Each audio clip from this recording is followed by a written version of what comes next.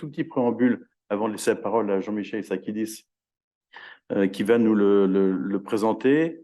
Donc, le budget, je le rappelle si besoin est, le budget suit le débat d'orientation budgétaire qui a déjà eu lieu au mois de janvier et l'ouverture de crédit pour passer l'année qui est déjà entamée et qui s'arrête au 31 décembre 2023. C'est un engagement de réaliser ces dépenses, de collecter les recettes et de pouvoir aussi réaliser les dépenses en matière d'investissement que nous avons inscrites. Alors, je reviens un petit peu en arrière. En fait, je me suis dit, mais qu'est-ce qui s'était passé il y a un an précisément? Et il y a un an, on a voté le budget également, c'était le 10 mars, il me semble. Et avec le démarrage de l'opération spéciale de la Russie sur l'Ukraine, disait M. Poutine, et on parlait déjà de quelques incidents sur la vie quotidienne, notamment en matière d'évolution des prix de l'énergie. Je pense qu'on n'imaginait pas du tout à l'époque qu'on passe une année 2022 aussi surprenante, étonnante, catastrophique, je ne sais quel terme utiliser. On parlait, je crois, de 30% d'augmentation de l'énergie à l'époque. Voilà, un an plus tard, on est un petit peu plus loin. Ça s'est un petit peu calmé, mais on est franchement plus loin. Et donc, en fait, on a traversé une période avec le Covid, avec beaucoup d'incertitudes, des incidences sur le budget dans un sens comme dans l'autre, des incidences sur nos services. Et nous abordons l'année 2023 avec là aussi, en fait, devant nous, une année pleine d'incertitudes encore plus. Mais néanmoins, et c'est ça la difficulté, vous l'avez certainement remarqué, au moment du débat d'orientation budgétaire, mais également avec les documents qui vous ont été transmis pour le budget, avec la difficulté que nous avons aussi à faire face et à assumer un programme d'investissement assez important, un plan pluriannuel d'investissement très conséquent.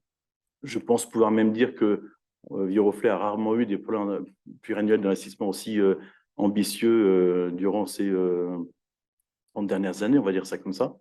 Et donc, il va falloir donc arriver à continuer à bien gérer notre budget, à pouvoir faire les économies nécessaires sans avoir trop d'incidence sur les services à la population. C'est un élément qui est un élément essentiel. Vous l'avez vu, là, je ne vais pas déflorer le sujet, mais maintenant tout le monde le sait. Certainement avec, c'est pas certainement, c'est le point de l'ordre du jour, avec une proposition donc d'évolution du taux de l'impôt de taxe foncière sur Viroflay que nous sommes résolus à mettre en œuvre pour l'année 2023, malgré une stabilité qui dure depuis 2010 de ces taux d'impôt. Voilà, donc le moment est un peu solennel, un peu grave, j'allais dire, mais j'espère bien qu'avec le budget qu'on va vous présenter, on va pouvoir continuer à faire en sorte que les Viroflaysiens se sentent bien Viroflay, que les enfants continuent à être bien accueillis dans le centre de loisirs de nos écoles, que nous allons pouvoir aider ceux qui en ont besoin et que nous allons pouvoir continuer à moderniser notre ville comme elle le mérite.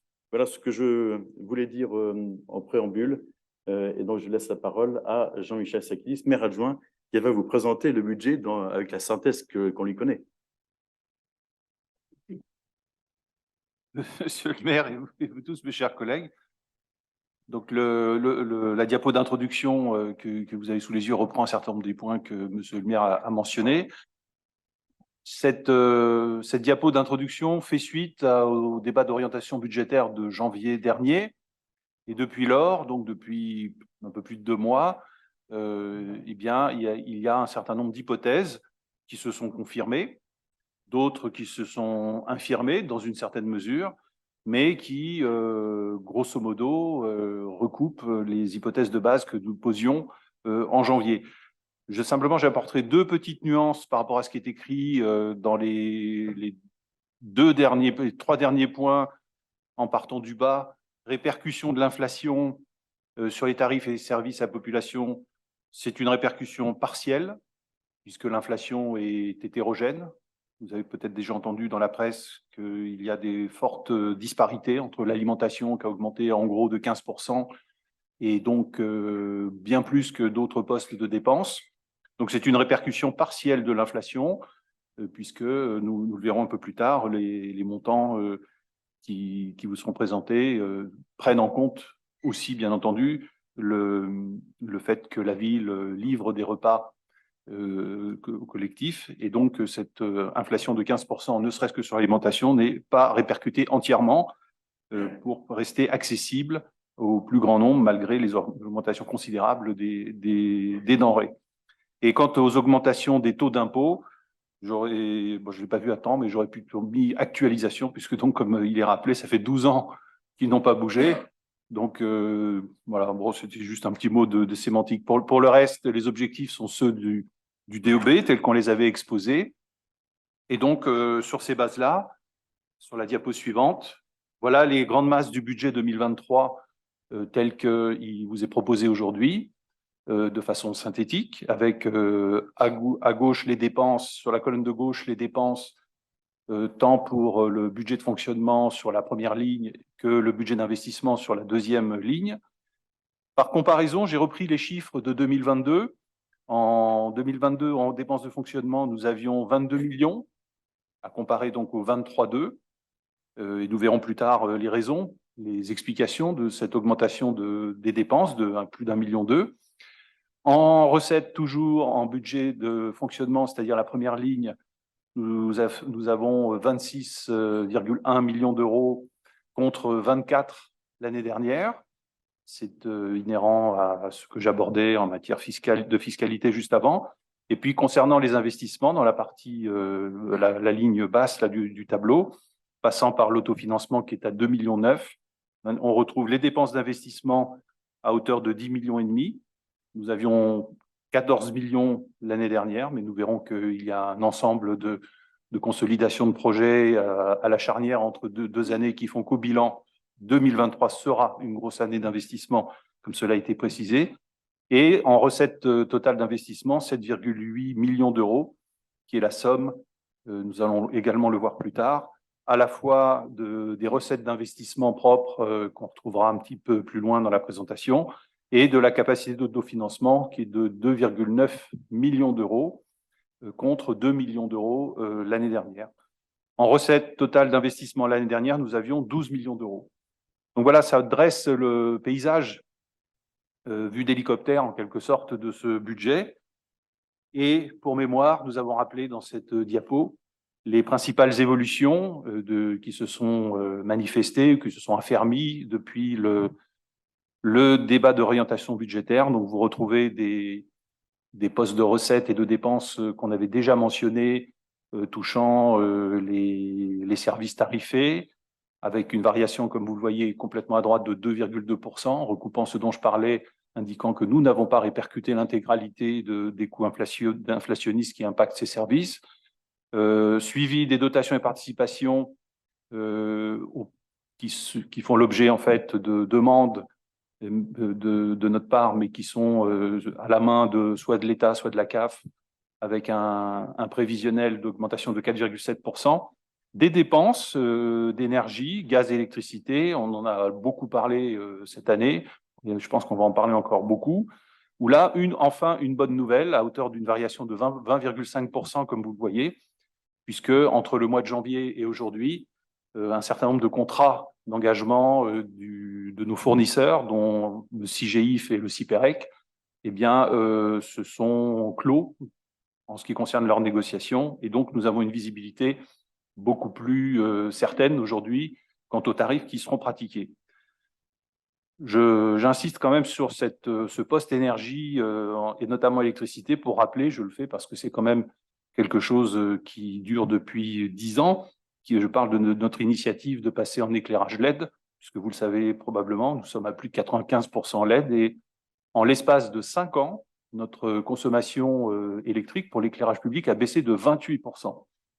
Donc imaginez quel serait l'impact en fait de la variation sur les coûts de l'enchérissement de l'électricité si nous n'avions pas aujourd'hui le bénéfice de ce programme d'investissement qui a été mis en œuvre depuis 10 ans. Ça viendrait à minima probablement effacer une bonne partie de la variation des moins 20% qu'on constate aujourd'hui, avec une certaine satisfaction, puisque ça nous met dans une position un peu meilleure.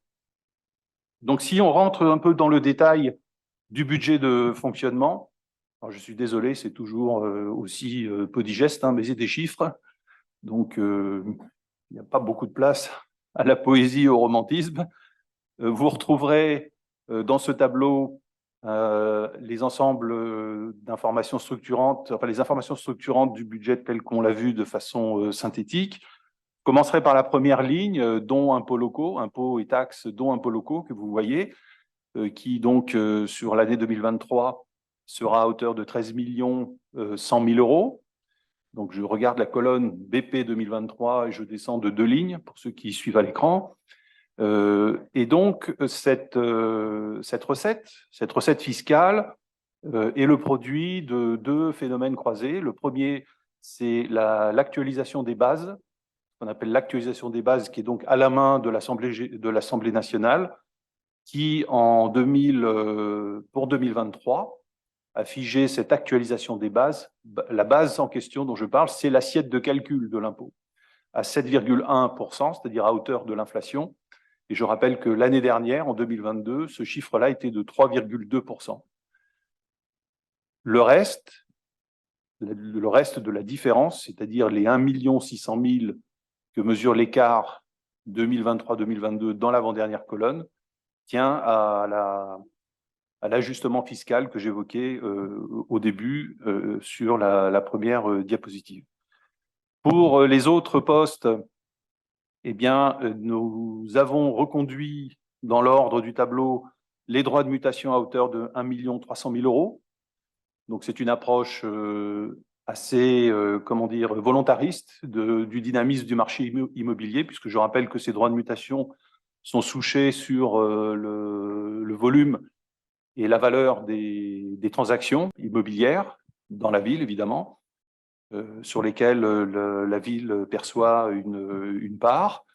Et donc, la reconduction de ce chiffre à hauteur de 1,3 million traduit un certain optimisme, pas béat, mais réaliste, en tous les cas basé sur des sondages de proximité quant au temps nécessaire pour que des ventes se réalisent comparé à d'autres périodes. Et tout ça nous amène à reconduire ce chiffre. Après d'autres postes de recettes tels que vous les voyez listés, on retrouve dans la ligne produits et services du domaine, complètement à droite, en variation, un 7% d'évolution qui recoupe en fait le niveau en arrondi, le niveau de l'inflation tel qu'il est calculé en tous les cas par l'INSEE, sachant, comme je le dis en introduction, que c'est un index très composite, puisque il a un impact tout à fait différent selon la catégorie socio-professionnelle de ceux qui y sont soumis. En clair, le poids du logement et de l'alimentation pour des personnes qui ont des revenus relativement modestes est évidemment en pourcentage beaucoup plus important qu'à l'inverse pour d'autres personnes dont les revenus sont beaucoup plus conséquents. Donc on s'est placé à la moyenne, qui n'est jamais le meilleur choix, hein. Je suis le premier à dire que la moyenne, c'est la réalité de personne, mais en l'occurrence, à un moment donné, il faut bien faire un choix. Donc c'est un choix à la fois par défaut et de raison, en attendant qu'un jour on puisse voir les choses différemment. Mais c'en est ainsi à ce stade. Pour ce qui concerne les dépenses, vous voyez la première ligne qui reprend les frais de personnel, c'est la masse salariale, hein, en clair, qui de 2022 à 2023 augmente de 560 000 euros, qui s'explique, comme vous le savez, par l'actualisation du point d'indice des personnels de la fonction publique. Et donc, sur une année pleine, un impact complet de cet ajustement de la masse salariale que nous avons déjà commencé à absorber pour une demi-année en 2022 et que nous absorberons entièrement sur l'année 2023. S'ensuivent des charges à caractère général dont j'ai amené le détail, mais je ne sais pas trop si tout le monde est intéressé de les connaître. Je peux en dire quelques mots rapides, si vous voulez, les principales dépenses attachées. On l'a après, oui, c'est vrai. Bon, moi, j'y reviendrai alors. On l'a au slide numéro 8, donc j'y reviendrai tout à l'heure. Et identiquement pour les autres postes de dépenses, les charges de gestion courante qui sont sur des montants plus faibles. Voilà, tout ça donne la capacité d'autofinancement que vous trouvez tout en bas, dans la ligne couleur saumon, où, comme je l'indiquais au début, nous passons de 1 971 000 de CAF budgétaire en 2022, j'avais arrondi à 2 millions, à 2,9 millions, quasiment 3, budgétairement, toujours en 2023. Donc maintenant, nous allons rentrer un peu plus dans le détail de ces chiffres qui vous sont présentés de façon synthétique, à commencer par les dépenses de personnel, la masse salariale dont on parlait. Alors, il y a un petit exercice particulier cette année, car nous avons changé de système comptable, passant de la M14 à la M57, qui ne sont pas des sigles de missiles balistiques, mais uniquement des nomenclatures comptables, voilà, pardon, qui changent en fait la présentation qui vous est faite par rapport à la façon dont elle était faite les années précédentes. Si vous vous souvenez, l'année dernière, dans cette présentation par fonction ou par secteur, eh bien, nous avions un poste principal de dépenses qui était ce qui s'appelait service technique, qu'on ne trouve plus dans ce canevas de présentation, et qui en fait est reventilé sur différents postes plus près, je dirais, des préoccupations quotidiennes des habitants, qui s'intéressent plus de savoir ce qui se passe sur les voiries ou en matière d'enseignement, de restauration, de culture, d'action sociale et du reste, et pas tant finalement de savoir si c'est les services techniques ou d'autres services qui réalisent ce travail. Donc, ça s'approche un peu plus d'une forme de lisibilité plus accessible à tous, mais donc je soulevais ce point pour pas que, comme c'est mentionné en nota bene en haut à droite, il n'y ait pas d'étonnement quant au changement de présentation des choses. Ça n'est pas une volonté de brouiller les cartes, mais c'est imposé par cette nouvelle nomenclature qui est la M57. Malgré tout, on retrouve les équilibres comparés, puisque donc cette redistribution des coûts a été refaite pro forma, dirais-je, sur 2022, c'est-à-dire simulant sur les chiffres 2022 le calque en fait de ce canevas tel qu'il vous est présenté aujourd'hui, donc permettant d'avoir une lecture comparée entre les barres bleues et oranges et constater les évolutions. Il y a quelques toutes petites différences, par exemple le poste, enfin la fonction 3, culture, jeunesse, sport, loisirs, qui montre un écart qui semble un petit peu plus important que les autres. Eh bien, cela tient à la fusion entre deux fonctions qui existaient en 2022 séparément et qui sont fusionnées dans ce poste-là. Voilà, donc ce qui explique que sur cette fonction 3, il y a une légère différence comparée aux autres.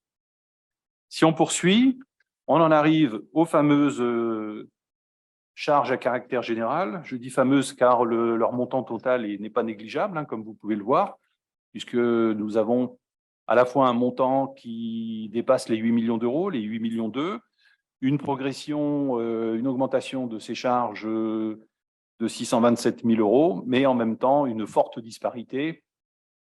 Alors, c'est intéressant de souligner plusieurs points sur cette diapo qui semble comme ça un petit peu, comment dire, difficile à lire. La première chose à constater, c'est, au-delà de ce qui est présenté, c'est évidemment les variations qui sont complètement à droite, qui vous rappellent comment, de budget à budget, eh bien, ces variations divergent selon que l'on parle de flux d'énergie ou d'autres choses, mais là, je vous laisse lire. Ce qui est aussi intéressant, c'est de mesurer, alors ce n'est pas présenté ici, mais je l'ai préparé en note pour un peu complémenter la présentation. En 2022, flux d'énergie pesait 2,9% du total de toutes les dépenses de la ville. En 2023, ça n'apparaît pas dans ce tableau, c'est un autre tableau que j'ai calculé par ailleurs. En 2023, les dépenses flux d'énergie pèsent dans ce budget 7,5% du total de toutes les dépenses. Pas uniquement des charges à caractère général, de toutes les dépenses. Donc vous voyez, on fait presque 2,5 fois 2,5 en rapport au total des dépenses d'une année sur l'autre, rien que sur ce poste-là. L'augmentation elle-même, en valeur absolue, est complètement à droite, vous le voyez, de ce poste-là, puisqu'on est à 176%, ce qui est considérable. Et pourtant, tout en bas, nous avons un atterrissage sur cette consolidation des charges de 8%. Alors, vous allez me poser la question, mais comment on fait? Comment passe-t-on de plus 176 sur un budget qui est assez important à 8 au final? Et donc, l'autre petit tableau que j'ai préparé pour vous est assez parlant, puisqu'il mesure en fait le poids, je vais essayer de le dire clairement, il mesure le poids de chacun de ces postes dans la variation du total d'une année sur l'autre. C'est-à-dire, en gros, sur les 627 015 de surcoût de ces charges, quelle est la part de chacun, que prend chacun de ces postes? Alors évidemment, flux d'énergie prend la grosse part, mais ce qui est intéressant, c'est de voir à l'inverse quels sont les postes qui diminuent, puisqu'ils traduisent en réalité la volonté sous-jacente de ces chiffres. Je m'explique. L'alimentation, dans cet exercice, a augmenté de 11%.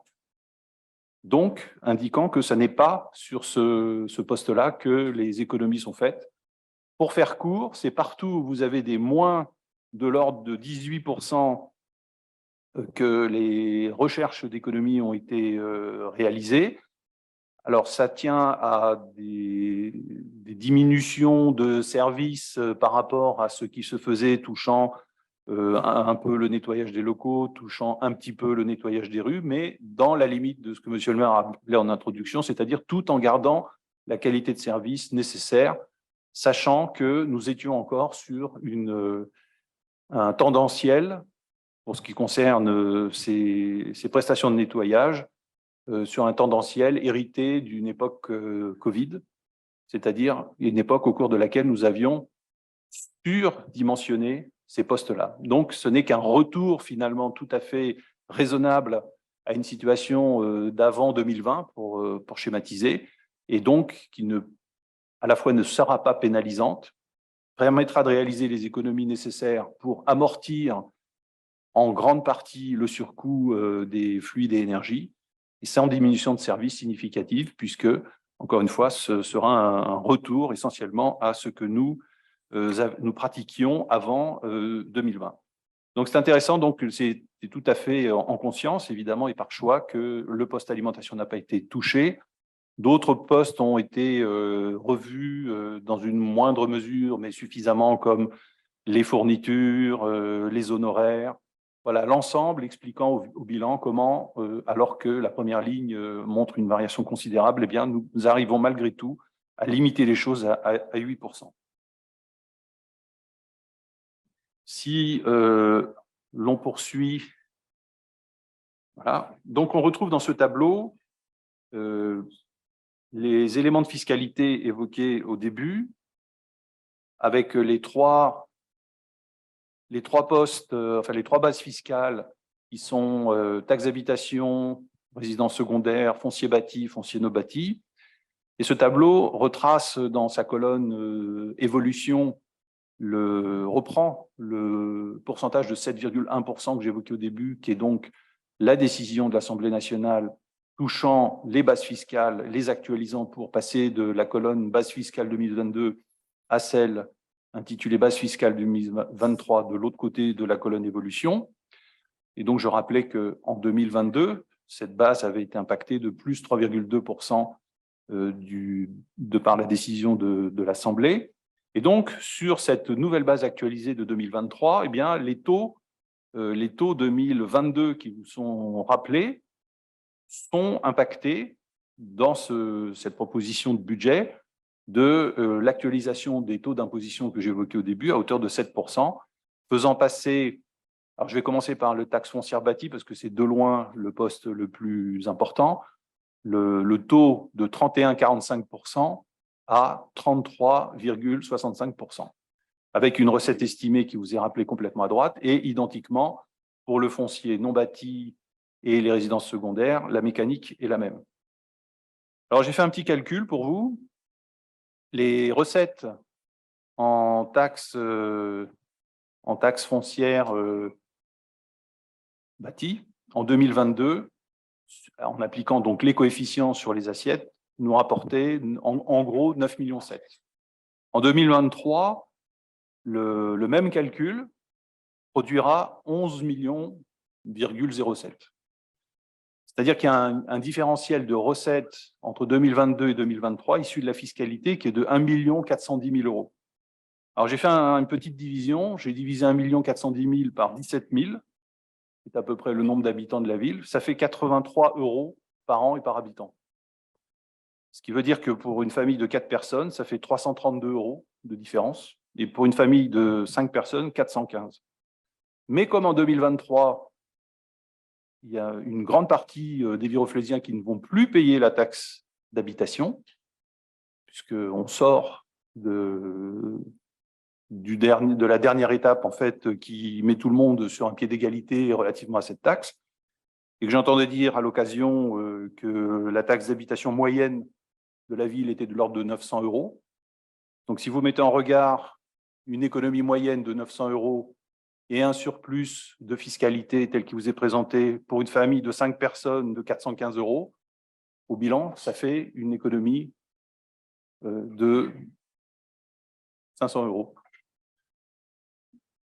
Nous avions 60% des Viroflésiens, au moment où la réforme de la TH s'est mise en place, 60% des Viroflésiens qui n'étaient pas impactés par l'exonération de TH. Donc, je ne dis pas que c'est un bénéfice latent, hein, ne me faites pas dire ce que je n'ai pas dit, mais ça n'est pas un coup de massue, c'est quelque chose qui reste raisonnable, qui permettra de financer des opérations qui vont être présentées plus tard au moment de la section d'investissement et qui contribue à construire les moyens dont on devra disposer pour réaliser véritablement ce plan tel qu'il a été présenté à la fois au DOB, au travers du PPI et dans ce budget et les suivants. Donc voilà, donc je voulais ajouter quand même ce petit commentaire à cette diapo parce que c'est vrai que les chiffres sont souvent arides et ne peuvent prêter à toute forme d'interprétation, allant dans un sens ou un autre. Et le moyen de s'en affranchir, c'est de préciser les choses. Donc, si nous poursuivons sur le détail des dépenses et recettes, toujours par fonction, en reprenant le canevas dont on avait parlé, eh bien, on retrouve cette présentation où vous retrouvez en bleu les dépenses, en orange, pardon, les recettes. Donc, sans surprise, les dépenses sont toujours supérieures aux recettes de par la vocation même de ce qu'est une collectivité, qui n'a pas vocation ni à faire du bénéfice et ni à minima d'être à l'équilibre, si ce n'est par justement un ajustement de la fiscalité. Alors, il y a j'ai eu une petite interrogation quand j'ai découvert ce nouveau canevas, donc le canevas M57. Je me dis, tiens, il y a un poste 7 environnement, qu'est-ce qu'il peut bien y avoir là-dedans?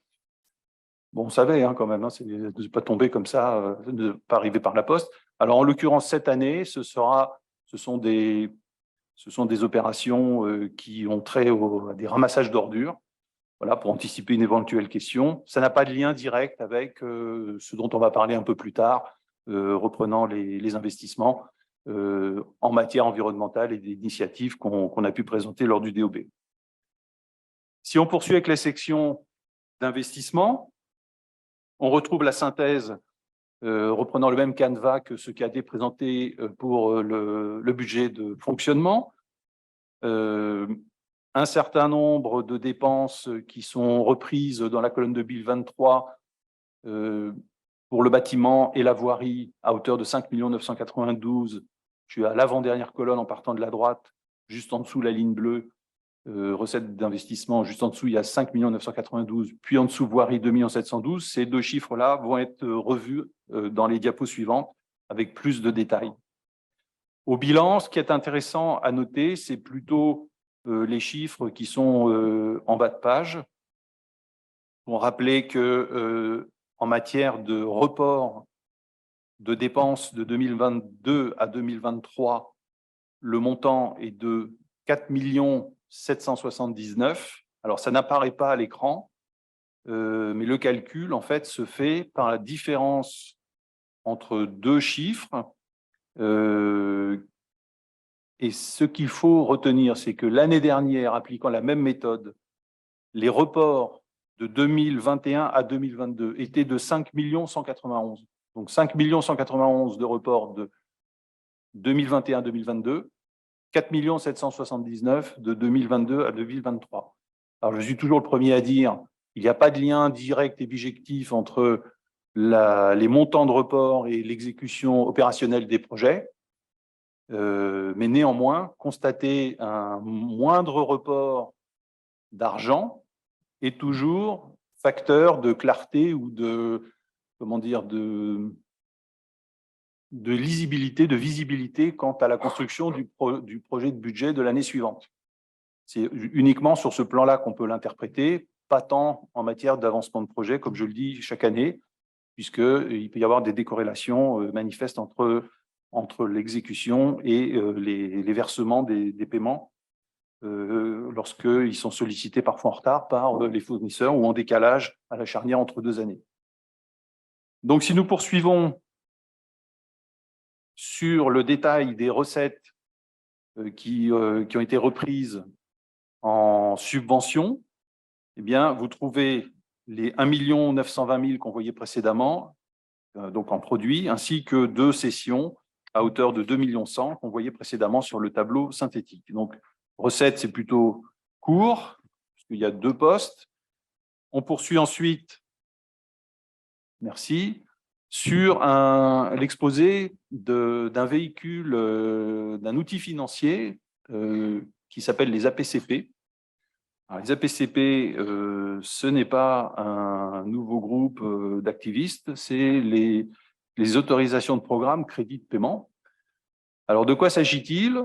Et il s'agit de, comme je le dis depuis de nombreuses années, parce que j'ai l'impression que c'est l'époque qui veut ça, la clé de survie d'un budget, c'est à la fois l'agilité, la souplesse et son côté accordéon, c'est-à-dire pouvoir à la fois s'engager sur des projets multiannuels, tout en tenant compte du fait qu'autour de nous, beaucoup de choses changent, que nous n'en avons pas la maîtrise, qu'on nous les impose et que c'est souvent au dernier moment. Et donc, face à cette volatilité, cette incertitude permanente, une des clés majeures pour s'en sortir, quoi qu'il se passe, c'est de pouvoir s'adapter rapidement et changer. Et donc, les APCP, autorisations de programme crédit de paiement, sont tout à fait adaptées à des situations où des montants d'investissement consentis sont importants et face à quoi on ne peut pas prendre des engagements fermes multi-annuels certains, puisqu'encore une fois, nous n'en maîtrisons pas tous les tenants et les aboutissants. Et donc, il faut lire ces 2 tableaux en considérant, dans un premier temps, la colonne montant AP, donc autorisation de programme. C'est une forme, en fait, de planification budgétaire du montant total du projet, en quelque sorte. Et donc là, il s'agit de 3 projets qui vous sont, enfin, 3 projets sur différents sites, hein, qui regroupent plutôt 4 sites, qui vous sont présentés, qu'on retrouvera d'ailleurs plus loin dans les délibérations, à hauteur de 5 200 000, 8 750 et 11 175 000, le dernier étant l'ajustement d'une autorisation de programme qui existait déjà. De là, de ces autorisations de programme, eh bien, des crédits de paiement sont envisagés, sont votés d'une année à l'autre, permettant justement d'avoir une flexibilité, une souplesse nécessaire, autant que nécessaire en tous les cas, pour s'adapter aux circonstances.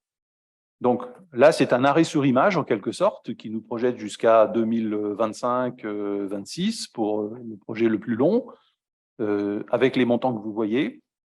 Les crédits de paiement sont en général ajustés annuellement.